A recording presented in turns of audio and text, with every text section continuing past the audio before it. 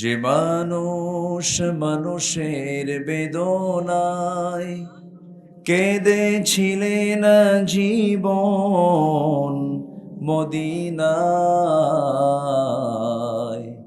সেই মাটি সেই মানুষ যদি এত সুন্দর না জানি তাহলে তুমি কত সুন্দর, কত সুন্দর। فخلف من بعدهم خلف أضاعوا الصلاة واتبعوا الشهوات فسوف يلقون غيا।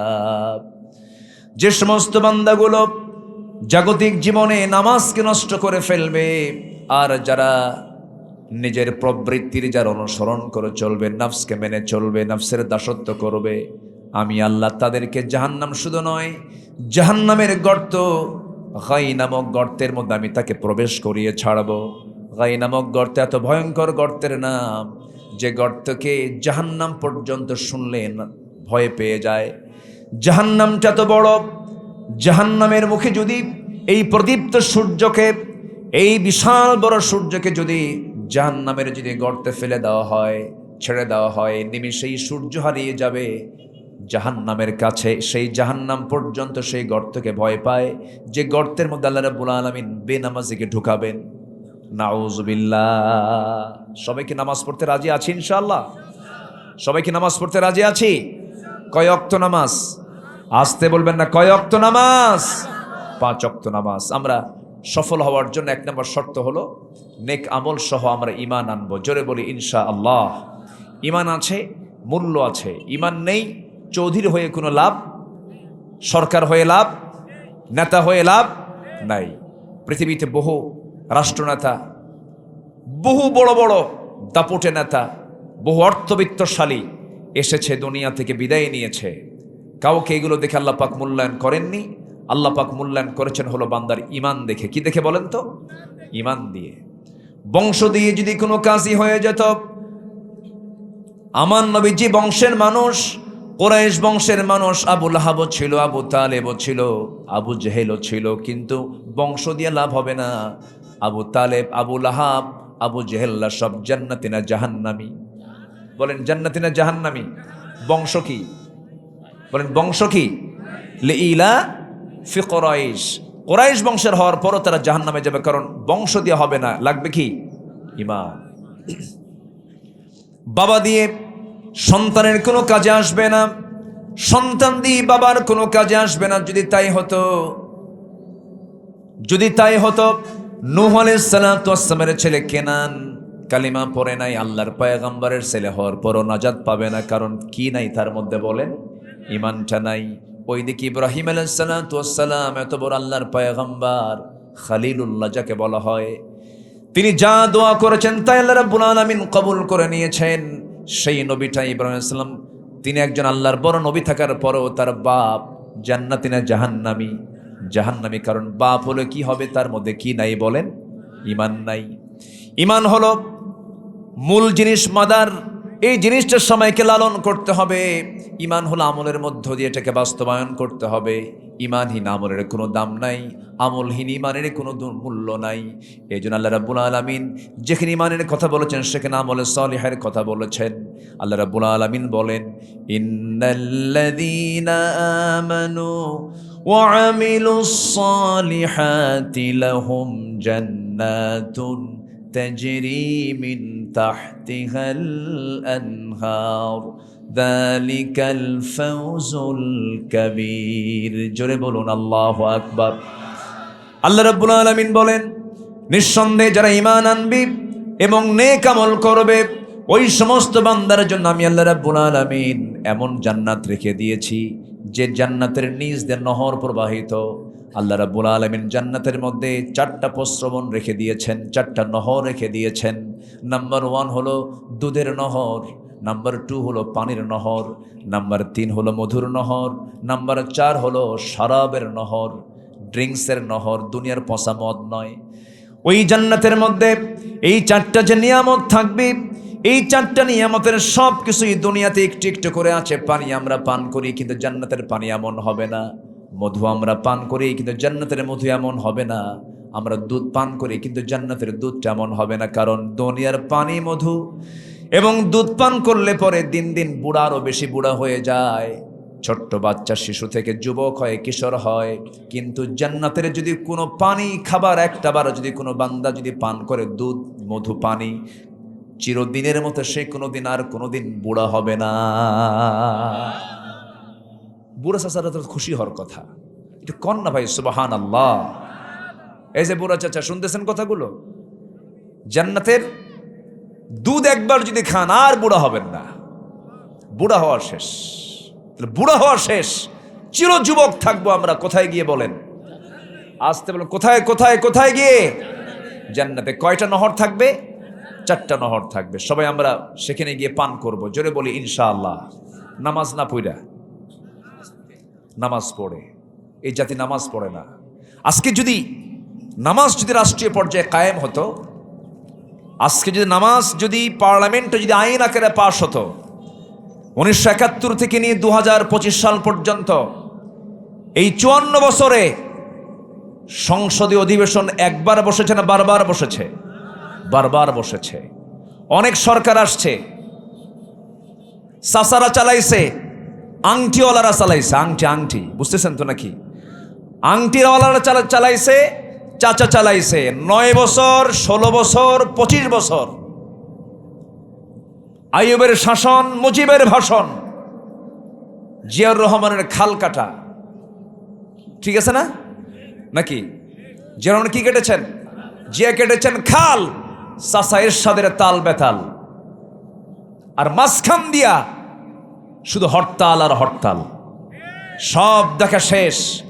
আগামীর দেশ আমরা দেখতে চাই কোরআন হাদিসের বাংলাদেশ। আজকে যদি নামাজ যদি কায়েম থাকতো, 95% বেনামাজি থাকতো না। 95% নামাজি হতো, 5% বেনামাজি হতো। কিন্তু আজ পর্যন্ত কোন দলের নেতাকে আমরা জাহান্নাম থেকে বাঁচানোর জন্য কোনো চেষ্টা আমরা করতে দেখিনি। আমরা ধন্যবাদ দিতাম যদি বৃহৎ বৃহৎ দলগুলো যারা ক্ষমতায় ছিলেন তারা যদি বলতেন আমরা সংসদে গিয়ে নামাজের আইন পাশ করব।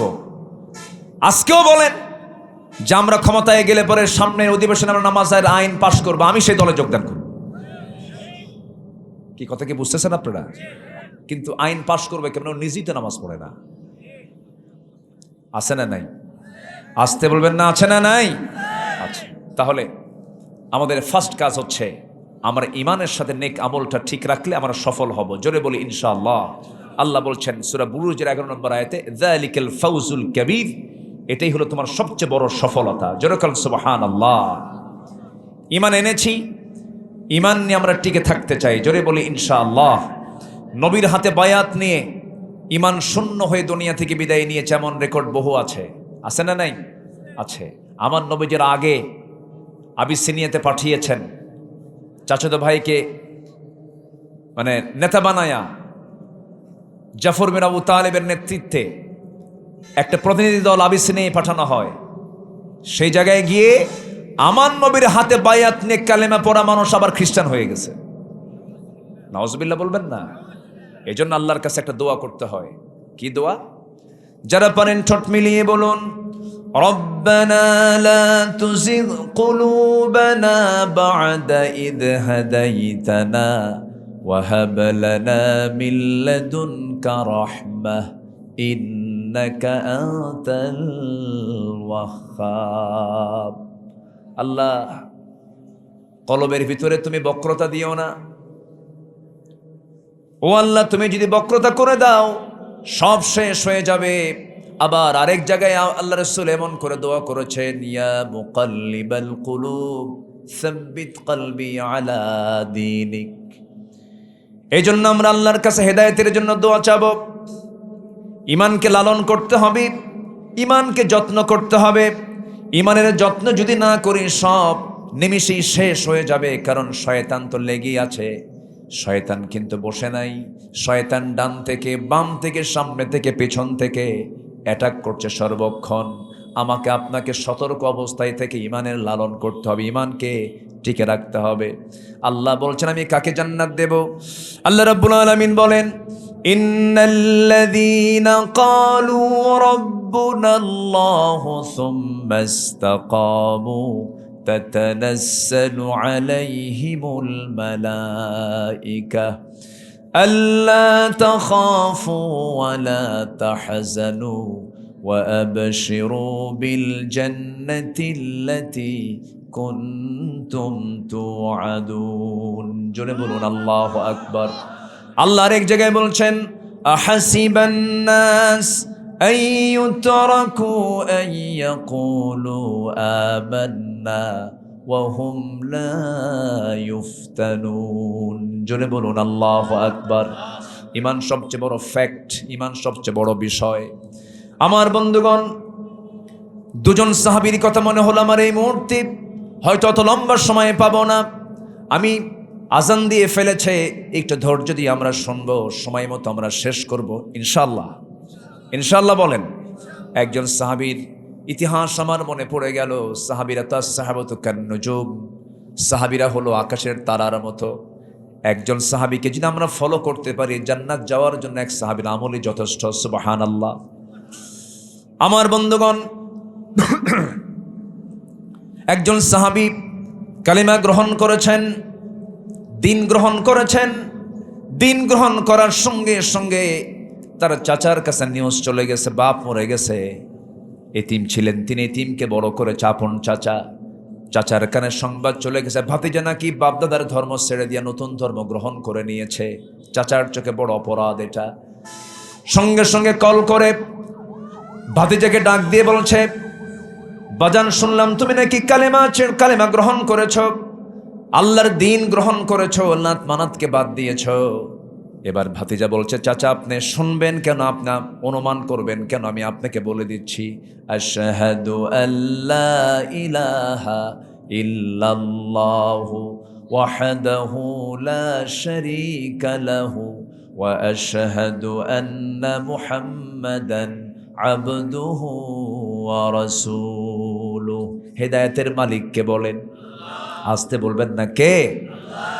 হেদায়েতের মালিক যদি আল্লাহ নাই হন, আমার নবীর ঘরের সঙ্গে ঘর আবু জেহেলের, আমার নবীর ঘরের মানুষ আবু তালেব, আমার নবীর আপন চাচা যদিও বইমাত্র চাচা আবু লাহাব, সেও ঘরের মানুষ, তারে কালেমা গ্রহণ করলেন। অথচ সালমান ফার্সি, সেই পারস্যের মানুষ, সেই ইরানের মানুষ, সেই ইরান থেকে রসুলকে খুঁজে খুঁজে তো দূর থেকে রসুলকে দেখে কালেমা গ্রহণ করে নিয়েছে। আমার নবীজি দাঁড়ায় আছেন। সালমান তিনি প্রথমে অগ্নি পূজক ছিলেন, এরপর খ্রিস্টান হয়েছিলেন, আগুন পূজা করেছেন, খ্রিস্টান হয়েছিলেন, আগের কিতাবগুলো পড়েছেন। রসুলের সন্ধান পেলেন, মদিনা আসলেন, রসুলকে দেখলেন, দেখার সঙ্গে সঙ্গেই বলছেন, আমার কাছে কেমন যেন মনে হচ্ছে আপনি আল্লাহর নবী হবেন। এই কথা বলি বলছে, আপনি আপনার পিঠের চাদরটা সরায় ফেলুন। আমার নবীজি তার পিঠের চাদর সরায় ফেল। তার আগে বলেন, আমি আপনাকে কিছু হাদিয়া দিতে চাই। হ্যাঁ, হাদিয়া তুমি দিতে পারো। আমি আপনাকে মান্নত করতে চাই না, মান্নত আমি নিতে পারবো না। আমি আপনাকে একটু হাদিয়া দেব, হাদিয়া নিতে পারি আমি। এরপরে বলা হলো, হে রাসূল আপনি আপনার পিঠের চাদরটা সরান। আমার নবীজি পিঠের চাদরটা যখন সরালেন, নবুয়তের কালো সিলমোহরটা পিঠে যখন তিনি দেখতে পেয়েছেন, লাফ মেরে গিয়ে সেই সিলমোহরের চুমো খেলেন। আর সঙ্গে সঙ্গে সালমান ফার্সি বললেন, আপনি আল্লাহর নবী। সুবহানাল্লাহ। কোথায় ইরান, নবীর কাছে বায়াত নিল ঘরের মানুষ আবু তালেব, ঘরের মানুষ আবু লাহাব, প্রতিবেশী আবু জেহেল। কালেমা পড়ার সুযোগ হলো না। এই জন্য আমরা সাহায্য চাইব কার কাছে? হেদায়েত চাইব কার কাছে? সেই যুবকটা কালেমা পড়ার সঙ্গে সঙ্গে আপন চাচা বলতেছে, তুই কি জানিস এটার অবস্থা কি হতে পারে? কি বলো চাচা, বলো কি করবা তুমি? বলতেছে, এর ফলাফল হলো কওমের সব লোকগুলোকে ডেকে নিয়ে তোর কাছ থেকে জোর করে সব সম্পত্তি আমরা নিয়ে নেব, তোকে ঘর থেকে বের করে দেব। জবাবে ভাতিজা আব্দুল্লাহ বলছে, চাচা আমি ভাবছিলাম আরো কঠিন কিছু করবেন। এইটা আপনি আমার কাছ থেকে সম্পদগুলো বুঝে নিবেন, সব আপনার সম্পদ জোর করে নিতে হবে না, আমি আপনাকে আপোষেই দিয়ে দেব। চাচা একটা কথা জেনে রাখবেন, আপনি ইমানটার ব্যাপারে আপনি বুঝেন নাই। এই গোটা দুনিয়ার সমস্ত সম্পদ যদি আমার হাতে তুলে দেওয়া হয়, আর যদি বলা হয় ইমানটা ছেড়ে দাও, আমি আব্দুল্লাহ সিদ্ধান্ত দিলাম দুনিয়া ছাড়বো কিন্তু ঈমান আমি ছাড়তে পারবো না। একটু জোরে বলেন সুবহানাল্লাহ। সঙ্গে সঙ্গে আবু আব্দুল্লাহর চাচা এমন খেপে গেল, মারতে মারতে রক্তাক্ত করে জমিনে ফেলে দিয়া শেষে পরনের লুঙ্গিটা পর্যন্ত খুলে নিয়ে ঘাট ধাক্কা দিয়ে বের করে দিয়েছে। আব্দুল্লাহ উলঙ্গ অবস্থায়, কিচ্ছু নাই, দরজায় গিয়ে নক করছে, মা দরজা খোলো।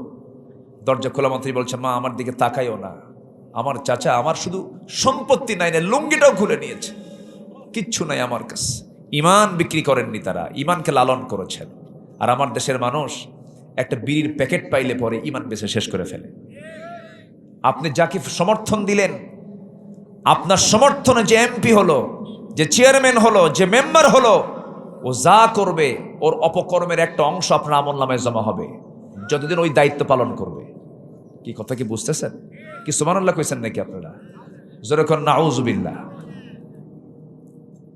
আমানতদারিতা ইমানদারের সবচেয়ে বড় গুণ। আপনি কাকে সমর্থন দিচ্ছেন এটার জন্য জবাব দিতে হবে কার আদালতে? আল্লাহর আদালতে। রাগ করতেছেন মনে হয় আমার কথায়। এই কথাগুলো কি বলার দরকার আছে মনে হয়? আচ্ছা, একটু জিকির করি লা ইলাহা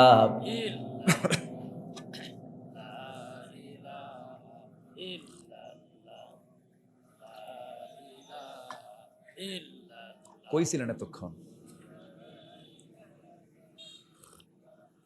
লা ইলাহা ইল্লাল্লাহু মুহাম্মাদুর রাসূলুল্লাহ সাল্লাল্লাহু আলাইহি ওয়াসাল্লাম। আমার ২৬ বছরে কয়েক হাজার মাহফিল করেছি আমি আপনাদের দোয়ায়, আলহামদুলিল্লাহ। কইলেন না তো? বহু টেকনাফ থেকে তেঁতুলিয়া, এমন বাংলাদেশের ম্যাক্সিমাম কমিটি, যেটা মাহফিল বলতে যা বোঝায়, প্যারেড ময়দান থেকে শুরু করে, আঞ্জুমানে খেদমতে কোরআন থেকে শুরু করে, আমান ট্রাস্ট থেকে শুরু করে, বাংলাদেশের মাহফিল বলতে যা বুঝায় এমন কোন অঙ্গন নেই এই নগণ্য গোলাম, এই ভাঙ্গাচূড়া মানুষটা যেখানে যায় না। আমি গিয়েছি তো, আমি অভিজ্ঞতার আলোকেই আমি একটু কথা বলেছি। বুঝতে হয়, মন খারাপ করবেন না, এটা নিয়ে যেন আর কোনো কথা না হয়। আমি এরকম না আসলে, কিন্তু আমার কাছে মাইকটা খুব জটিল মনে হচ্ছিল। এখন মাশাআল্লাহ ঠিক হয়ে গেছে না? বলেন আলহামদুলিল্লাহ। জোহরের নামাজ পড়ছেন? পড়ে নাই? সবচেয়ে বেশি ওয়াজ শুনে কে বলেন তো? এই যে ফলাফল হলো জোহরের নামাজ পড়ে নাই। আচ্ছা, কথা বলি আর একটু, সবাই শুনতে রাজি আছেন তো? মা বলছে, বাজান দরজায় দাঁড়া, আমি ভিতর থেকে আসতেছি। গোটা ঘর থেকে খুঁজে খুঁজে একটা ছোট্ট কাপড় ছেলের হাতে চোখ বন্ধ করে তুলে দিয়ে বলছে, বাজান সতরটা ঢেকে ফেল। সতরটা ঢাকলেন।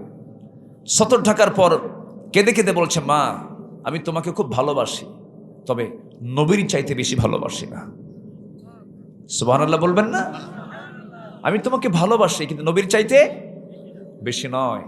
আপনার নিজের একটু বুকে হাত দিয়ে মাঝে মাঝে একটু বলবেন, আব্দুল্লাহ, আব্দুল করিম, আব্দুর রহিম, সত্যি করে বলো তো তোমার নিজের জীবনের চাইতে তুমি রাসূলকে বেশি ভালোবাসতে পেরেছো কি?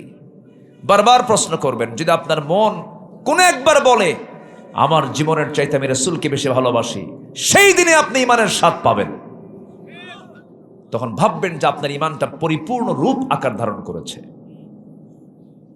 রাসূলকে ভালোবাসতে হবে। আমি 2 মাস আগে মদিনায় গিয়েছিলাম। এখানে আমাদের নবীর ভাই আছে, বাদশা ভাই আছে, চেনেন নাকি? এই যে পাশেই তারা হজ এজেন্সির ওমরার কাজ করে, এই বলে দিলাম কিন্তু, ওই যে বসে আছে। তো এদের সঙ্গে আমি হজে গেছি, ওমরায় গেছি। তো মদিনায় যেদিন আমার জিয়ারা শেষ করেই আমি যখন মদিনা এয়ারপোর্টের দিকে গাড়ি নিয়ে যাচ্ছি, আল্লাহি এটা আমার ব্যক্তিগত কথা বলে ফেললাম, আমি যখন ফিরতেছিলাম, ফেরার সময় মনে হচ্ছিল যেন আমার বুকের তার ছিঁড়ে যাচ্ছে। আমি যেন কাকে রেখে যাচ্ছি।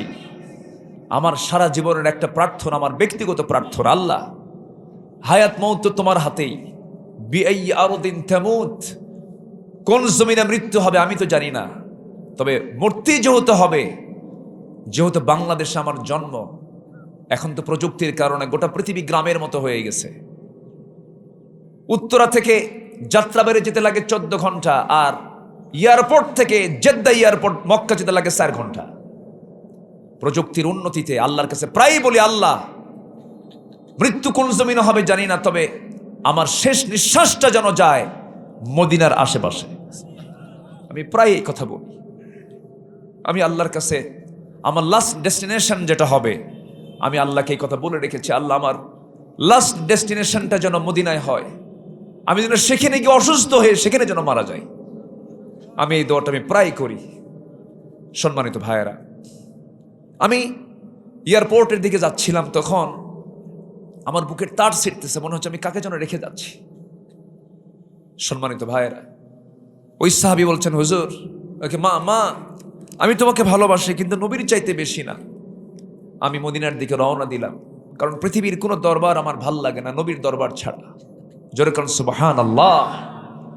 সাহাবীদের যে গুণ আল্লাহ পাক দিয়েছেন, যত গুণ দিয়েছেন, সবচেয়ে শ্রেষ্ঠ গুণ ছিল তাদের দাম সবচেয়ে বেশি হওয়ার 1 নম্বর যে কারণ আমি যতটুকু গবেষণা করে পেয়েছি, সেটা হলো সত্যি তারা রাসূলকে জীবনের চাইতে বেশি ভালোবেসেছেন। এটা হচ্ছে 1 নম্বর কারণ। এই কথা বলে আব্দুল্লাহ রওনা করলেন। শীতকাল, এখন নবীর ভাই মক্কা, এখন শীত না, মক্কা মদিনায় এখন শীত, কিন্তু প্রচুর শীত। মক্কা মদিনায় বছরে 1 থেকে 2 মাস পর্যন্ত শীত থাকে, প্রচুর শীত, হাড় কাঁপানোর শীত। আমার দেশের চাইতে অনেক সময় মাঝে মাঝে বেশি হয়। এই শীতের ভিতরে এই সাহাবী খালি গায়ে কোনো মতো সতরটা ঢেকে মদিনার দিকে রওনা দিয়েছেন, পায়ে হেঁটে। কিসে হেঁটে বলেন? যারা মক্কা মদিনায় গেছেন তারা টের পাচ্ছেন। পায়ে হেঁটে, পাহাড়ি অঞ্চল, পায়ে হেঁটে রওনা দিয়েছেন। কষ্ট করে করে নবীর কাছে চলে গেছেন, দরজায় নক করেছেন। দরজা খোলা মাত্রই দেখেন থরথর করে কাঁপতেছে ঠান্ডায়, গায়ে কোনো কাপড় নাই, কিচ্ছু বললেন না, ভিতরে গেলেন। আমার নবীর সবচেয়ে সুন্দর যে জুব্বাটা, সে জুব্বাটা হাতে করে নিয়ে এসে বলছেন, আব্দুল্লাহ জুব্বাটা পড়ো। জোরে কান সুবহানাল্লাহ। জুব্বাটা পড়ো। সাহাবীটা পড়লেন, নবীজির কাছে সব কিছুর বর্ণনা দিয়ে দিলেন। আমার নবীজি বলছেন, আব্দুল্লাহ, তোমার চাচা তোমাকে উলঙ্গ করে ঘর থেকে বের করে দিয়েছে, বস্ত্রহীন করেছে, আর আমি বিশ্বনবী আমার পছন্দের সুন্দর 2টা জুব্বা আমি তোমারে দিয়ে দিলাম। জোরে বলি সুবহানাল্লাহ। আমার নবীজের পরে বলছেন, আব্দুল্লাহ কি চাও বলো, তুমি যা চাও আমি আল্লাহর কাছে তাই বলবো।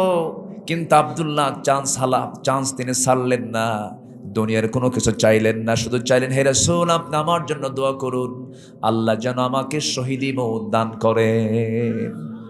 আমার নবীজি কেঁদে কেঁদে হাত দুটো উঁচু করে বলছেন, আরশের মালিক আল্লাহ, আমার আব্দুল্লাহ ঈমানকে রক্ষা করতে গিয়ে দুনিয়া বিক্রি করে দিয়েছে, তোমার কাছে ফরিয়াদ করি, আমার আব্দুল্লাহর জান মাল তুমি কাফের বেঈমানদের জন্য হারাম করে দাও। সাহাবীর মন খারাপ হলো। সাহাবী বলছেন, হুজুর দোয়া চাইলাম কি, আপনি দোয়া করলেন কি? কেন, কি হয়েছে? হুজুর আপনি আমার জন্য যে দোয়াটা করলেন, কাফের বেঈমানরা যদি আমাকে না মারতে পারে আমি শহীদ হব কেমনে? রাসূল বলেন, আব্দুল্লাহ চিন্তা করো কেন, তোমার মধ্যে যদি শাহাদাতের তামান্না লালন হয়ে থাকে, ওয়া ইম্মা তাআলা ফিরাশি, তোমার মরণ যদি বিছানাও যদি হয়, আল্লাহ রাব্বুল আলামিন তোমাকে শহীদের দরজা দিয়ে দিবে। আমার নবীজি বলেন, যাও আব্দুল্লাহ কোরআন নিয়ে যাও, আসহাবে সুফায় বসো। কোরআন জোরে জোরে পড়ছিলেন আব্দুল্লাহ। সাহাবীরা এসে বলছেন, হুজুর নতুন সাহাবীর একটা আগমন হয়েছে, জোরে জোরে কোরআন পড়ে ডিস্টার্ব হয়, কে? আব্দুল্লাহ তার নাম। রাসূল বলছেন, খবরদার তোমরা আব্দুল্লাহর বিরুদ্ধে কোনো অভিযোগ দিও না, কারণ আমার আব্দুল্লাহ দিন গ্রহণ করতে গিয়ে সে দুনিয়া বিক্রি করে দিন গ্রহণ করেছে। যেরকম সুবহানাল্লাহ। আর আমরা বিড়ি পায়া ঈমান বেশি, বিড়ি পায়া ঈমান বেচে দিই না। সামনের দিন, সিদ্ধান্ত নেওয়ার দিন, সুযোগ বারবার আসে না। আমরা আগামীর বাংলাদেশকে আমরা ইসলাম দেশ সাজাতে চাই। জোরে বলে ইনশাআল্লাহ। আর 54 বছর যারা রাজনীতি করেছেন, দেশের টাকা বাইরে পাচার করেছেন, রাজনীতি করতে হলে পাচারকৃত টাকা দেশে জমা দিয়া এরপর রাজনীতি চিন্তা করেন, ঠিক কিনা? সোজা কথা। রাগ করতেছেন নাকি? রাগ করলেও কিচ্ছু করার নাই। শিবগঞ্জ ইসলামের দুর্গ, এটা বলি আলহামদুলিল্লাহ। জোরে বলি আলহামদুলিল্লাহ। শিবগঞ্জ কিসের দুর্গ বলেন? ইসলামের দুর্গ। শিবগঞ্জকে আমি চিনি। আমাদের শাহাদাতুজ্জামান, ওনাকে চিনেন তো আপনারা? 1991 সালের তিনি এমপি ছিলেন। হয়তো নাম বলাতে একটা মহল মন খারাপও করতে পারেন, কিন্তু আমার উনি ক্লোজ, খুব কাছের তো। ওনার এলাকায় আসলাম, আমি ওনার নামটা না নিলে এটা কৃপণতা হয়ে যায়। বয়োবৃদ্ধ জ্ঞানবৃদ্ধ একটা সাদামাঠা মানুষ, এত সরল সোজা মানুষ আমার চোখে খুবই কম পড়েছে, কোনো প্যাচগোছ নাই। শাহাদাতুজ্জামান নাম শুনছেন তো আপনারা নাকি? অনেক প্রাচীন মানুষ উনি। এই এরিয়ার 1991 সালে তিনি এমপি ছিলেন। 91 সাল মানে কি? আজ থেকে আরো কত বছর আগে? হ্যাঁ, 35 বছর আগের তিনি এমপি ছিলেন। আজ পর্যন্ত তার বিরুদ্ধে একটা ক্লেম কেউ দেখাতে পারবে না, আমার জানা মতে কোন অভিযোগ কেউ দেখাতে পারবে না। সম্মানিত ভাইরা, কে মদের বোতল নিয়ে থাকে, কে নারীবাজি করে, কে জমি দখল করে, বাংলার জনগণের জানতে আর অজানা নাই। আসতে কবেন না, জোরে কোন ঠিক কিনা? এটা মাথায় রাখতে হবে। আমাকে আর ভুল করা যাবে না। সামনের দিনগুলোতে আমরা ইসলামকে প্রাধান্য দিয়ে সামনের দিকে চলবো। জোরে বলি ইনশাআল্লাহ। আমার নবীজি বললেন, সাহাবীরা যুদ্ধের ডাক এসেছে, চলো আমরা যুদ্ধে যাই। চলেন। কেমন? আব্দুল্লাহ কই? মনে আছে আমার কথাটা? মনে আছে আপনাদের? আমার আব্দুল্লাহ কোথায়? হুজুর ডেকে আনতেছে, ডেকে আনছে। আব্দুল্লাহ যুদ্ধে যাবা? অবশ্যই যাবো যুদ্ধে, চলেন। আমার নবীজি তাকে খুব এক্সট্রা কেয়ার করতেন। দুনিয়া বিক্রি করা সাহাবী তো, ঈমান লালন করেছেন, কিচ্ছু নাই। তাকে সাথে নিলেন, সাথে নিয়ে রওনা করলেন, যুদ্ধে চলে গেলেন। আমার নবীজি 10 বছরের 86 যুদ্ধ করেছেন। কয়টা যুদ্ধ বলেন তো? 86টা। 27টা যুদ্ধের তিনি নিজে নেতৃত্ব দিয়েছেন। যুদ্ধ করতে গিয়ে কোমর হারিয়েছেন। কোমরটা তিনি খন্দকের পরের কয়েক বছর কুজো করে হেঁটেছেন। কেমন করে হেঁটেছেন বলেন তো? কুজো করে। কোমরটা তার কুজো হয়ে গেছে। না খেয়ে টানা 4 দিন কোদাল দিয়ে গর্ত খনন করেছেন। টানা 4 দিন খান নাই। তায়েফে মাথা থেকে পা পর্যন্ত পাথরের আঘাতে প্রত্যেকটা জায়গায় জায়গায় স্পট হয়ে গিয়েছিল, দাগ হয়ে গিয়েছিল। ওহুদে গিয়ে তার সামনের 2টা দাঁত ভেঙে গিয়েছিল। দিন প্রতিষ্ঠান আন্দোলন করতে গিয়ে যদি যে বিশ্বনবী রাস্তায় হাঁটলে পরে সূর্যের নিচে হাঁটলে সূর্যের তাপ যেন না গায়ে লাগে, আল্লাহ সর্বক্ষণ সূর্যের নিচে মেঘখণ্ড দিয়ে রাখতেন।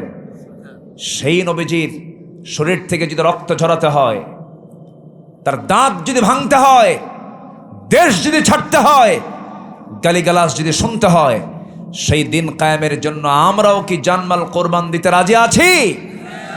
আল্লাহ জান্নাত দিতে রাজি আছেন। যদি রাজি না থাকি, আল্লাহ কবেন আমিও রাজি নাই। কথা ক্লিয়ার? আমার নবীজি যুদ্ধের সে অভিযান থেকে ফেরত আসতেছিলেন, আব্দুল্লাহর সাথে ছিলেন। হঠাৎ করে নবীর কানে সংবাদ আসলো, হুজুর আপনার কলিজার টুকরা আব্দুল্লাহ খুব অসুস্থ, তাই ভালো করে কেয়ার করো, নার্সিং করো, যেন কোনো সমস্যা না হয়। আমি খুব ভালোবাসি ওকে। সাহাবেরা খুব সর্বোচ্চ চেষ্টা করলেন, চিকিৎসা দিলেন, কাম হলো না, মারা গেছেন। নবীর কাছে এসে বলা হলো, হুজুর আব্দুল্লাহ বেঁচে নাই। আমার নবীজি আবেগটাকে ধরে রাখতে পারলেন না। আমার নবীজি চোখের অশ্রু ফেলতে ফেলতে বলছেন, সাহাবীরা আমার আব্দুল্লাহর জানাজার দায়িত্ব আজকে আমি কারো কাঁধে দেব না, আমি রাসূল নিজে তার জানাজা পড়ায়া দেব। আমার নবীজি জানাজায় হাজির হলেন, জানাজা সম্পূর্ণ করলেন। সম্পূর্ণ করার পর আমার রাসূল বলছেন, আমার সাহাবীরা আমার আব্দুল্লাহর কবরটা তোমরা কোথায় খনন করেছো? হুজুর ওই 2 পাহাড়ের ঠিক মাঝখান বরাবর। রাসূল বলছেন, তোমরা আমাকে নিয়ে যাও কবরের সামনে। নবীজি কবরের সামনে গিয়ে দাঁড়ায় বলছেন, সাহাবীরা রে, আমার কলিজার টুকরা আব্দুল্লাহর লাশটা আমি কবরে আজকে কাউকে রাখতে দেব না, আমি রাসূল নিজে আমার হাতে আমার আব্দুল্লাহকে কবরে শোয়া দেব। আমার নবীজি নিজে কবরে আগে নামলেন। এরপরে বলছেন, আবু বকর আমার ডানে নামো, ওমর আমার বামে নামো। রাসূল এবার কবরের মাটিতে নেমে 2টা হাত আগায় দিয়ে বলছেন, আমার সাহাবীরা রে, আমার কলিজার টুকরা আব্দুল্লাহকে আমার হাতে তুলে দাও, আমি আল্লাহর কাছে দিয়ে দেই। আমার নবীজি আব্দুল্লাহর লাশটা হাতে নিলেন, কবরে শোয়া দিলেন। কবরে শোয়া দিয়া বললেন, আবু বকর মাথা ধরো, ওমর পা ধরো। 3 জন মিলে কবরে শোয়া দিয়া বকর, রাসূল ও আল্লাহ দয়া করে তুমি আব্দুল্লাহকে মাফ করে দাও। আমার নবীজি এমন যখন দোয়া করছিলেন, পাশে দাঁড়িয়ে থাকা সাদ ইবনে আবি ওয়াক্কাস রাদিয়াল্লাহু তাআলা আনহু চিৎকার করে কেঁদে কেঁদে বলছেন, আরশের মালিক আল্লাহ, আমি যদি আজকে জীবিত সাদ না হয়ে যদি ওই কবরের বাসিন্দা হতে পারতাম, নিজের জীবনটা বড় ধন্য হয়ে যেত। আমার আব্দুল্লাহর কপালটা কত ভালো, যাকে সমাহিত করার জন্য বিশ্বের সেরা সেরা 3 জন মানুষ তার কবরে নেমে যায়। যেরকম সুবহানাল্লাহ। ইমানের সফলতা দেখেন, আমরা ইমানটাকে টিকে রাখবো। জোরে বলি ইনশাআল্লাহ।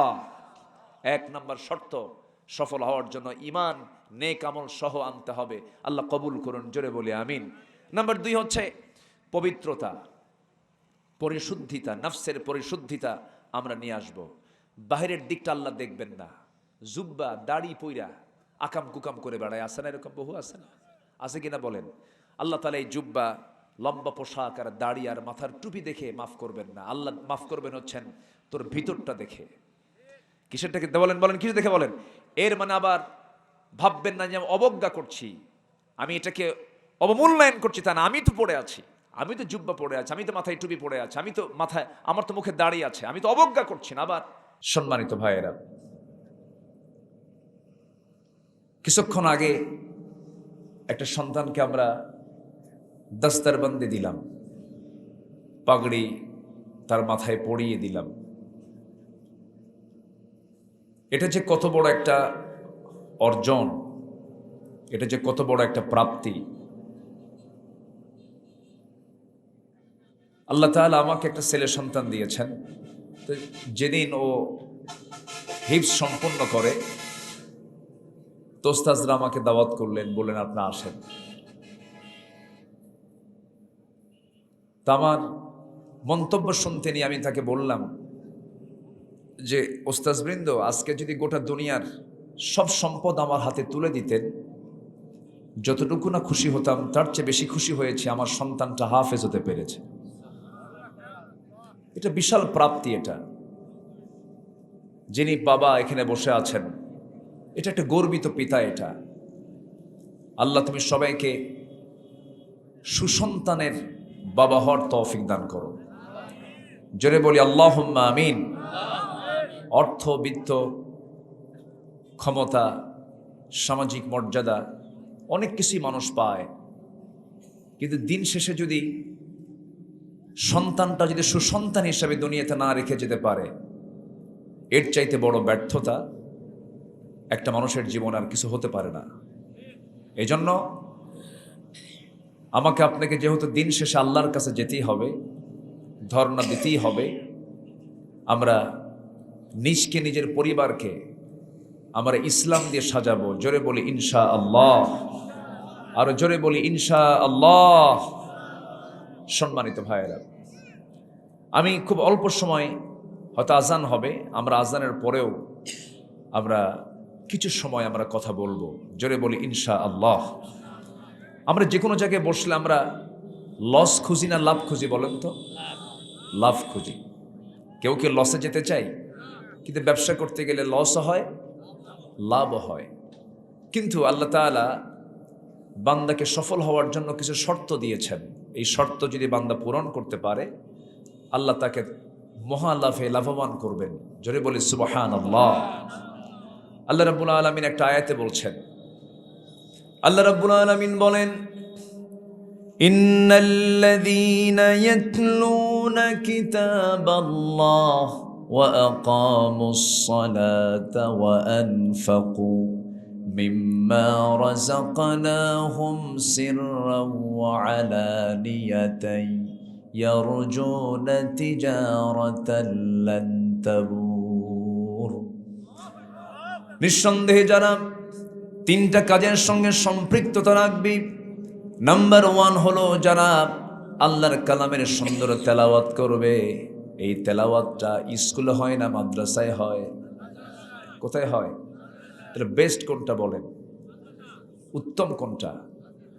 স্কুল না মাদ্রাসা? যে স্কুলে, যে শিক্ষা প্রতিষ্ঠানে কোরআন নাই, যে শিক্ষা প্রতিষ্ঠানে নৈতিকতার শিক্ষার কোনো গন্ধ নাই, সেই শিক্ষার কোনো মূল্য আল্লাহর দরবারে আছে? নাই। হ্যাঁ, কোরআনকে সাথে নিয়ে যদি মেডিকেল চলে, কোরআনকে সাথে নিয়ে যদি ইঞ্জিনিয়ারিং চলে, কোরআনকে সাথে নিয়ে যদি সাহিত্য চলে, কোরআনকে সাথে নিয়ে যদি জুওলজি চলে, সায়েন্স ফ্যাকাল্টি চলে, ফিজিক্স কেমিস্ট্রি চলে, সমস্যা নাই। কিন্তু কোরআনকে মাইনাস করে আপনি যেটাই করবেন সেটার মধ্যে কোনো বরকত নাই। তাহলে স্কুল কলেজ, আমরা বলছি না যে এটা খারাপ, স্কুল কলেজ ভালো, কিন্তু স্কুল কলেজকে অন্ধ করে রেখেছে ইসলাম না দিয়া। আসতে কন কেন? সেটার ফলাফল কি? গোটা বাংলাদেশে আজকে 20 কোটি মুসলমান, এর মধ্যে 19.5 কোটি মুসলমান কোরআন পড়তে পারে না। নামাজ পড়তে গেলে কি লাগে? কোরআন লাগে। কোরআন সহি করে তেলাওয়াত করা সবার জন্য কি ফরজ। তাহলে দেশে অসংখ্য শিক্ষা প্রতিষ্ঠান প্রতিষ্ঠা পেয়েছে, ইউনিভার্সিটি আছে, পাবলিক প্রাইভেট ইউনিভার্সিটিগুলো আছে, কিন্তু অধিকাংশ শিক্ষার্থী কোরআনের মূল শিক্ষা থেকে বঞ্চিত। আর এই মূল শিক্ষা থেকে বঞ্চিত হবার কারণেই জাতির চারিত্রিক যে অধপতন, চারিত্রিক যে ডিমোশন, এটার মূল কারণ হচ্ছে নৈতিক শিক্ষার চরম অভাব।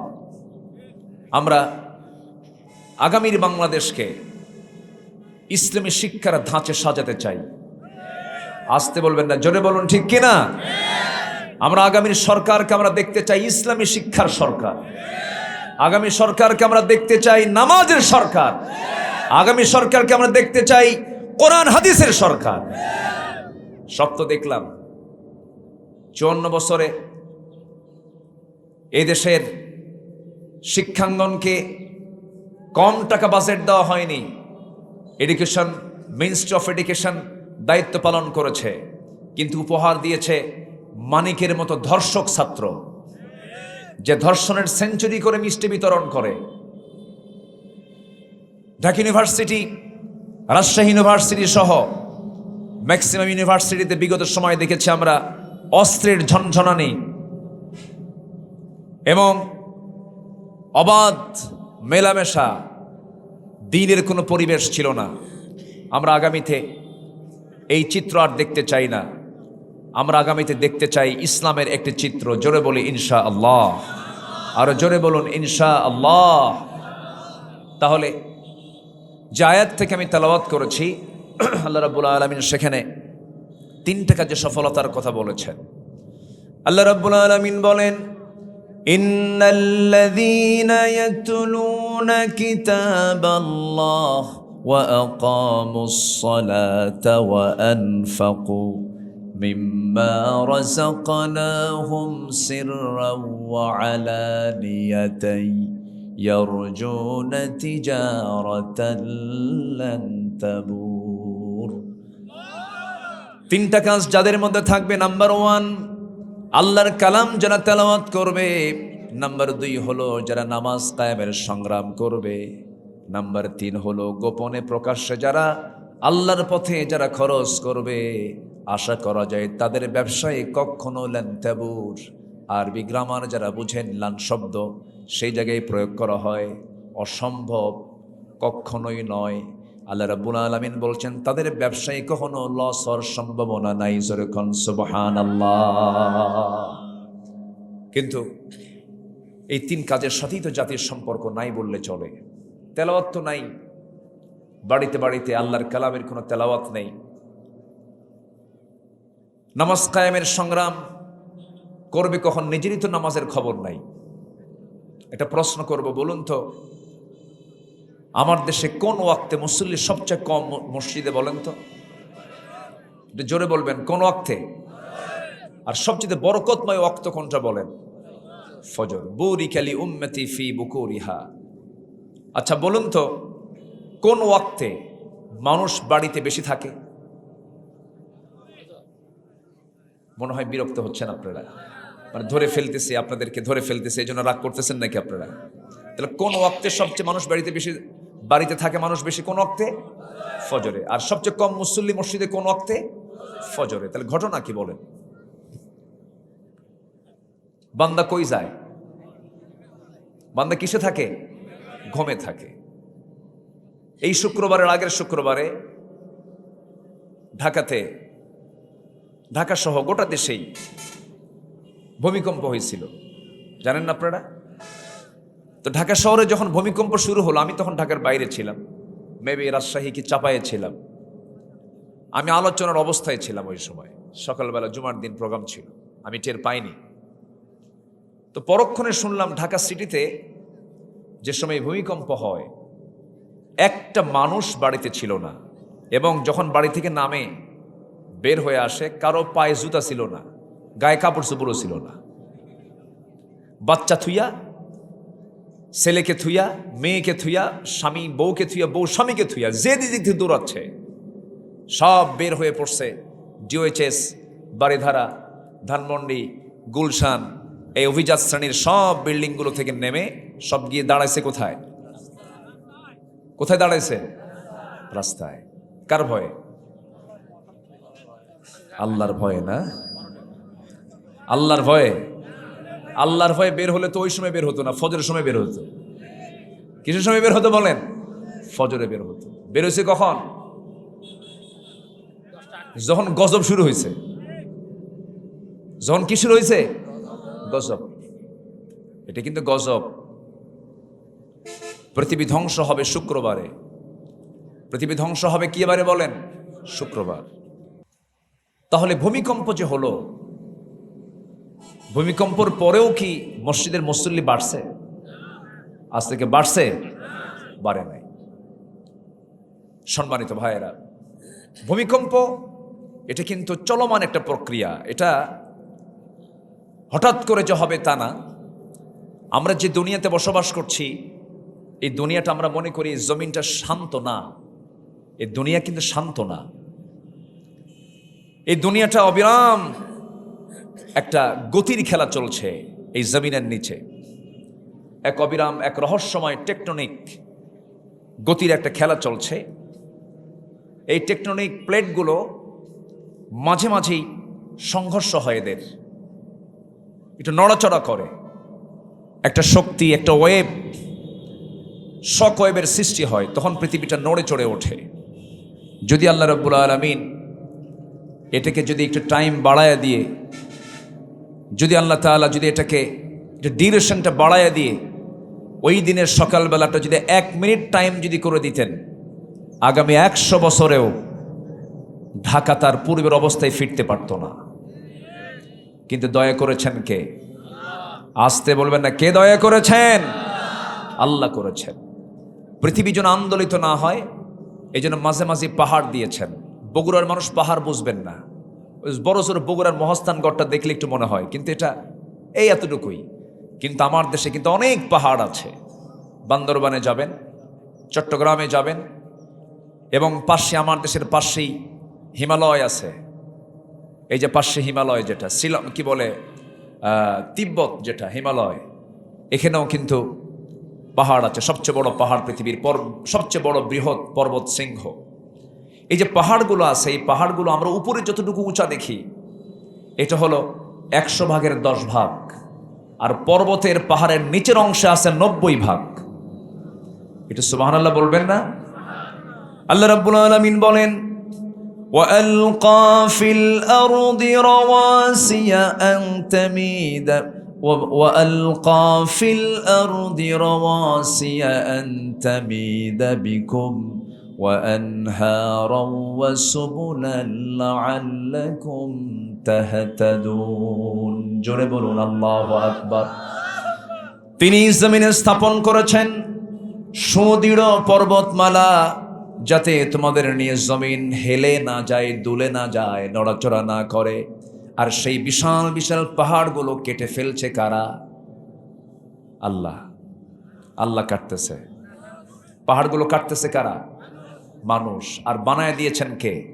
ওয়াল জিবালা আওতাদা, আমি পাহাড়গুলোকে পেরেকের মতো করেছি, পেরেকের মতো। এই তো মাইক ভালো হয়ে গেছে। আল্লাহ তুমি মাইকলার বরকত দিয়ে দাও। এই তো মাইক ঠিক হয়েছে, কেবল ধমক ধমক দিলে বলে ঠিক হয় না, দেখেন তো, এই তো ঠিক হয়ে গেছে। শোনেন, নতুন বিয়ে করাইয়া যদি স্বামী বউ যদি 2 ঘরে 2 জন থাকে, কাম হবে বলেন তো? কাম হবে বলেন তো? মোহাব্বত হবে তো? বক্তার সাথে মাইকের কানেকশন নাই, তাহলে কি হবে বলেন তো? এই তো কেবল সেটিং হয়েছে কেবল। জি শুক্রিয়া, বলি আলহামদুলিল্লাহ। আমার দিকে তাকান, প্রয়োজন আজকে আসর বাদ দেওয়াজ হবে। দেখেন তাও কয় ঠিক, কে কইছে ঠিক? আচ্ছা, আমরা সব দিকে খেয়াল করবো, জোরে বলি ইনশাআল্লাহ। আমি এখানে অনেক আগে আসছি, আমি 2টায় হাজির হয়েছি এখানে, একটা 55 হাজির হয়েছি। তখন দেখি লোকজনের বেহাল দশা, লোকজন নাই বললেই চলে। হুজুর বলতেছে, হুজুর লোকজন তো কম, কাজের সময়, মাঠে কাজ, আলুতে কাজ। তো আজকে এই মাহফিলে জায়গা হতো না যদি এই অবস্থাটা যদি না হতো। তাও এসেছেন, মাহফিলকে সমৃদ্ধ করেছেন, বরকতময় করেছেন। আল্লাহ কবুল করুন, জোরে বলি আল্লাহুম্মা আমিন। তাহলে পাহাড় দিয়েছেন পৃথিবী যেন না নড়াচড়া করে। কে দিয়েছেন? কে দিয়েছেন? পাহাড়ের উপরের অংশ থেকে 10 ভাগ আর তার ফাউন্ডেশন থেকে 90%, 90 ভাগ। আল্লাহু আকবার। এগুলো দিয়েছেন আল্লাহ তাআলা যেন বান্দা বিপদগ্রস্ত না হয়। এরপরেও আল্লাহ বলছেন এই সমস্ত এগুলো হচ্ছে আমার সিগন্যাল, তোমরা ভালো হয়ে যাও। এই সমস্ত গজবগুলো বন্ধ হয়ে যাবে যদি আমরা কি করি? যদি আমরা মাদক বন্ধ করে দেই, নেশা বন্ধ করে দেই, জেনার কাজ বন্ধ করে দেওয়া হয়, সুদের কাজ বন্ধ করে দেওয়া হয়, বাদ্যযন্ত্র যদি বন্ধ করে দেওয়া হয়। যখন সমাজে মাদক বেড়ে যাবে, সুদ বেড়ে যাবে, জুয়া বেড়ে যাবে, এরপরে জেনার পরিমাণ বেড়ে যাবে, সেই সময় এই সমস্ত গজবগুলো দিয়ে দেন তিনি কে? কে কে কে? তাহলে এই গজব থেকে বাঁচার জন্য সুদের কারবার করা যাবে না। সুদ তো মনে হয় এই কিছু বাজারে কোথাও নাই, আছে সুদ আছে, বেশি করে খাবেন, সমস্যা নেই। কি কব আর, ওয়াজ করে তো আর সুদ বন্ধ হবে না। সুদ বন্ধ হবে না আইন পাশ করে। আমরা বাংলাদেশে সুদের অর্থনীতি আর দেখতে চাই না, আমরা দেখতে চাই যাকাত ভিত্তিক অর্থনীতি। আমরা বাংলাদেশে আর ওই সমস্ত মাদকের আইন আমরা পাশ করতে দেব না, মদের বিল আমরা সংসদে আনতে দেব না, বেশ্যাবৃত্তির লাইসেন্স আমরা আর আনতে দেব না। আগামীর বাংলাদেশ দেখতে চাই আমরা, কোরআনের বাংলাদেশ। রাজি আছেন কারা কারা? হাত উঁচু করে দেখান মুসলমান।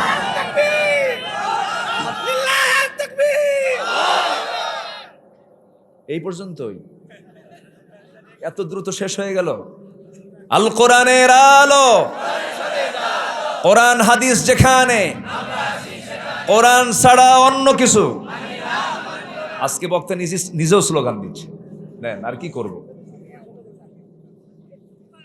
দেন উত্তর দিচ্ছে আবার, হুজুর সময় কম, তাই জন্য স্লোগান ছোট করলাম। এই জাতি সব পারে, মাশাআল্লাহ। সম্মানিত ভাইয়েরা, তাহলে আমরা ব্যর্থ হতে চাই না সফল হতে চাই? বলেন বলেন, ব্যর্থ না সফল? আজকে যারা মাঠে কাজ করছে তারা ঠিক আছে, সমস্যা নাই, তাদের কাজ আছে। কিন্তু যারা আসছেন এখানে, হয়তো আজকের দিনটা আপনাদের হয়তো আর্থিকভাবে, হয়তো অন্য কোনো কাজে যদি লস হয়ও, কিন্তু আসলে কি মূলত লস? সবার চাইতে এখন আপনারা লসে আছেন না লাভে আছেন? লাভে আছে। আল্লাহ তাআলা চতুর্দিক দিয়ে রহমতের ফেরেশতা বেষ্টন করে রেখেছেন। যেরকম সুবহানাল্লাহ। নাযালাত আলাইহিমুস সাকিনাহ, আল্লাহ তাআলা এখানে মানে প্রশান্তি দিয়ে দেন, রহমত নাজিল করেন শুধু কোরআনের বরকতে। বলি আলহামদুলিল্লাহ। আমরা সফল হতে হলে আমাদের কিছু কাজ করতে হবে, কিছু শর্ত পূরণ করতে হবে। 9টা শর্ত যার মধ্যে পূরণ হবে সে সফল হবে দুনিয়াতে এবং আখিরাতে। আমরা কি সেই শর্তগুলো পূরণ করতে রাজি আছি? নাম্বার 1, আমরা নেক আমল সহ ঈমান আনবো। জোরে বলি ইনশাআল্লাহ। আমার দেশে নামাজি বেশি না ঈমানদার বেশি? বলেন। আমার দেশে নামাজ, হুজুর নামাজ না পড়ি ঈমান ঠিক আছে তো? এটা মেহনত কম নাকি? বিশাল মেহনত, নামাজ পড়ে না কিন্তু ঈমান ঠিক আছে। পৃথিবীতে একটাই দেশ যে দেশে মুসলমানগুলো নামাজ না পড়ার পরে কয় আমার ঈমান ঠিক আছে। এটা অত্যন্ত দুঃখের বিষয়। আজকে মুসলমানকে নামাজের জন্য দাওয়াত দেওয়া লাগে, মুসলমানকে নামাজের কথা বলতে হয়, অথচ নামাজ প্রত্যেক মুসলিমের জন্য আদায় করা ফরজ দায়িত্ব। কি দায়িত্ব বলেন? ফরজ। অক্সিজেন যেমন আমার জন্য কম্পালসারি, অক্সিজেন ছাড়া আমি অচল, তেমনি আমি নামাজ ছাড়া আমি অচল। আল্লাহ পাক আমাকে ছাড়বেন না। কোরআনকে প্রশ্ন করুন, কোরআন বলো সবচেয়ে বেশি শাস্তি কাকে দেওয়া হবে? কোরআন জবাব দিচ্ছে, এদের ক্যামেরার মার পেছে কোন দিক দিয়ে কি করে আল্লাহ জানে, এই প্যাঁচপুস জানে লাগাই দিয়েন না আবার। মানে এরা তো কাটে, বুঝলেন, কথাগুলো কেটে নিয়ে। ওই যে আমি বললাম না কিছুক্ষণ আগে যে আল্লাহ তাআলা দাড়ি দেখবেন না, জুব্বা দেখবেন না, টুপি দেখবেন না, এগুলো কিচ্ছু না। ধরেন এই কথাটাই কাটছে, কেটে দেন হুজুরের কাণ্ড দেখুন। কি কথা কি বুঝতেছেন আপনারা? মানে এখানে পেশাব করিবেন না, করিলে 10 টাকা জরিমানা, আর এখানে পেশাব করিবেন না করিলে 10 টাকা জরিমানা। শুধু একটা কমার কম বেশি, কমাটা নার আগে একবার, নার আগে না নার পরে, এই প্যাঁচ লেগে গেল। তো এই যান্ত্রিক যুগে, অনলাইনের যুগে, মিডিয়ার যুগে, এই ভার্চুয়ালি এটা একটা সন্ত্রাসী বলবো আমি, বোঝেন নাই? এটা একটা বিশাল ভুল। এটা বরঞ্চ উচিত এই ঘণ্টাধিক 1.5 ঘন্টা 2 ঘন্টা বক্তৃতায় মস্তিষ্ক, এই মাথা, ব্রেন খাটায়া কিছু কথা বলতে গেলে কিছু স্লিপিং তো হতেই পারে, বরঞ্চ ওটা কি আরো এডিটিং করে এটাকে হাইড করা উচিত। তা না করে করে কি জানেন, যে ভুলটা আগে করে ওটা আগে সামনে দিয়ে বলে হুজুরের কাণ্ড দেখুন শিবগঞ্জে। কি কথা কি বুঝতেছেন আপনারা? এগুলো করা যাবে না। আমরা যে কোনো প্রচারের উদ্দেশ্য যেন হয় সৎ। আল্লাহ কবুল করুন, জোরে বলি আমিন। আল্লাহর মেহেরবানি, আপনাদের দোয়ায় আমার এই 24, 25, 26 বছরে আমার কোনো আলোচনা নিয়ে কেউ রোস্ট বানাবে, কেউ টিকটক বানাবে, কেউ বাজে কন্টেন্ট তৈরি করবে, আমি এমন কথার সুযোগই দেই না। আমি চেষ্টা করি তেমনভাবেই কথা বলার। আমি আমার আলোচনার মধ্যে নায়িকের নাম নেওয়া দরকার কি? নায়িকের নাম নেওয়ার দরকার আছে আমার? বলেন তো। এমনি আজে বাজে কথা বলবো কেন? আমি মাহফিলে বসবো, কোরআনের সৌন্দর্য নিয়ে বসবো আমরা। এই জন্য এই মঞ্চে যারা বসে তাদেরও সতর্ক হওয়ার দরকার আছে না নাই? আছে। সম্মানিত ভাইয়ের, আজান হয়েছে বহু আগে। ওয়াজ করবো আবার জাহান্নামের, শুরু করব 2-1 মিনিট, 2-1 মিনিট। আচ্ছা ঠিক আছে, 2-1 মিনিট বলতেছি। আচ্ছা বসেন, খুব সুন্দর মানুষ আপনারা, বলি আলহামদুলিল্লাহ। চাচা আমরা নামাজ পড়বো, বসেন। নামাজ পড়বো আমরা, এখানেই পড়বো, এখানেই পড়বো, বসেন, একটু বসেন। আর বসেন না আপনি? ও আচ্ছা, যান যান, একটু বসেন। আমরা অজুর জন্য সময় দেবো, একটু বসেন। আমি জানি আপনাদের কষ্ট হচ্ছে একটু, আর কয়েকটা মিনিট আমি বলেই শেষ করে দেবো, একদম পয়েন্ট আকারে বলে শেষ করে দেবো ইনশাআল্লাহ। যদি বলি ইনশাআল্লাহ। সময় এখনো 1 ঘন্টা, মাগরিবের মানে মাগরিব আসতে এখন 1 ঘন্টা আছে। আমরা আধা ঘন্টা থাকতে আমরা শেষ করি, নামাজে দাঁড়ায় যাবো। জোরে বলি ইনশাআল্লাহ। এখন হাতের সময় আছে, আমি উঠতে দেরি হয়ে গেছে, যে হাফেজদের দস্তারবন্দি হলো, তারপরে সময় চলে গেল। সম্মানিত ভাইয়েরা, সবাই কি 5 ওয়াক্ত নামাজ পড়তে রাজি আছেন? 5 ওয়াক্ত নামাজ পড়বেন কারা কারা? দেখে হাত তোলেন।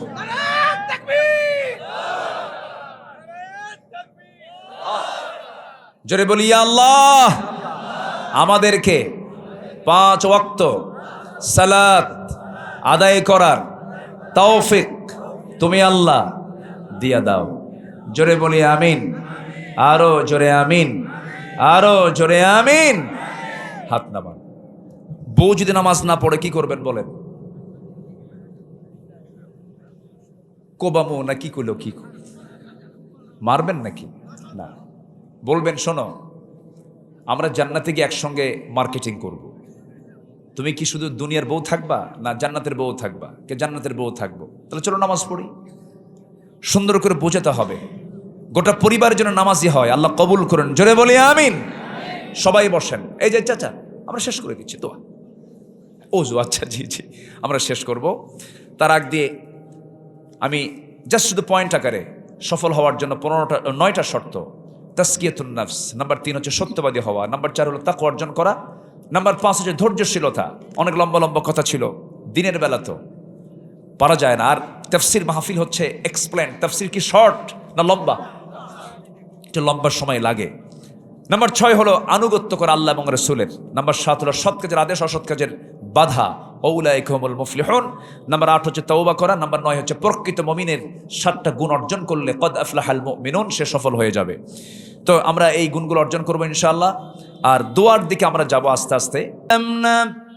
أنفسنا وإن لم تغفر لنا وترحمنا لنكونن من الخاسرين মিষ্টি বিকেল গধূলি বেলা হাজারো মুসলমান নরনারী নিয়ে তোমার পছন্দের কিছু বান্দা বান্দিদের কিনে দুটো হাত পেতেছে আল্লাহ। গুনার দিকে নজর দিও না, বান্দা মনে করে তামাম জিন্দেগির গুনাহগুলো মাফ করে দাও। আব্বা আম্মা যারা দুনিয়া থেকে বিদায় নিয়েছেন, জিন্দেগির গুনাহগুলো মাফ করো, কবরগুলোকে জান্নাতের টুকরা বানায়া দাও। আব্বা আম্মার জন্য কি দোয়া তাও শিখিয়ে দিয়েছো, রব্বির হামহুমা কামা রব্বায়ানি সগীরা, রব্বির হামহুমা কামা রব্বায়ানি সগীরা। ও আল্লাহ, বিশেষ করে মাহফিলটার আয়োজন করলেন যারা, শোনার জন্য কষ্ট করে আসলেন যারা, বিনিময়ে কিয়ামতের কঠিন ময়দান যেদিন কেউ কাউকে চিনবে না, মা সন্তানকে পর্যন্ত অস্বীকার করে বসবে, সেই কঠিন মুসিবতের দিন এ মাহফিল সবার জন্য নাজাতের মাধ্যম তুমি আল্লাহ বানায়া দিও। তোমার বান্দাগুলোকে নিয়ে এমন সময় হাত তুলেছি যে সময় দোয়া কবুলের সময় আল্লাহ তোমার বান্দাগুলো যা যা চাই তুমি আল্লাহ পাওয়া করে দিও, যার যার সমস্যা তুমি আল্লাহ সমাধান করে দিও, রোগাক্রান্ত থেকে রোগ মুক্ত করে দিও, ঋণগ্রস্ত থেকে ঋণ মুক্ত আর তৌফিক দিয়ে দিও। মালাকুল মউত কোন দিন আসবে জানি না রে, চোখের সামনে কত লোকের বিদায় হতে দেখি, কত লোকের জানাজায় চলে যাই। আমি সবার কাছে ব্যক্তিগতভাবে দোয়া চাই, আমার নিজের আপন বড় বোন, আমার ইমিডিয়েট বড় ছিলাম, 3 বছরের ছোট বড়, তিনি দুনিয়া থেকে বিদায় নিয়েছেন। আল্লাহ মেহেরবানি করে আমার বোনটার কবরটাকে জান্নাতের নূর দিয়ে মুনাফফার করে দাও। এইরকম ভাবে আমার সঙ্গে আমিন আমিন করছেন কত প্রিয় মানুষ, কারো বউ চলে গেছে, কারো ছেলে মেয়ে চলে গেছে, কারো বাপ মা চলে গেছে, আশপাশে যত মাইয়া দুনিয়া থেকে বিদায় হয়েছেন রে, কবরগুলোকে জান্নাতের টুকরা বানায়া দাও। বিদায় লগন কোন দিন আসবে জানি না, তবে যেদিন মরবরে টান মেরে ঘর থেকে বের করে দেবে, জীবনের শেষ গোসলটা হয়ে যাবে রে, মরা মুখ সব দেখে দেখে চলে যাবে। ও আল্লাহ, সে অন্তিম সময়ে যখন চলে আসবে, কবরে রেখে দেবে, 24 ঘন্টা যাবে না, মাথার চুলগুলো খসে খসে পড়বে, 3 দিন যাবে না, চামড়াগুলো গলে গলে পোকার পেটের খাবার হবে। মাত্র 3টা দিন চামড়াগুলো গলে গলে পোকার পেটের খাবার হয়ে যাবে। মাত্র 7টা দিন পেটের নাড়িভুড়ি চোখ মুখ কান্নাক বের হওয়া শুরু হয়ে যাবে। মাত্র 3টা মাস কবর খনন করে যদি দেখা হয় কয়েকটা হাড় ছাড়া কিচ্ছু খুঁজে পাওয়া যাবে না। এই তো দুনিয়ার জীবন রে আল্লাহ। সে অন্তিম সময় যখন চলে আসবে, জবানে জারি করে দিও লা ইলাহা ইল্লাল্লাহু মুহাম্মাদুর রাসূলুল্লাহ।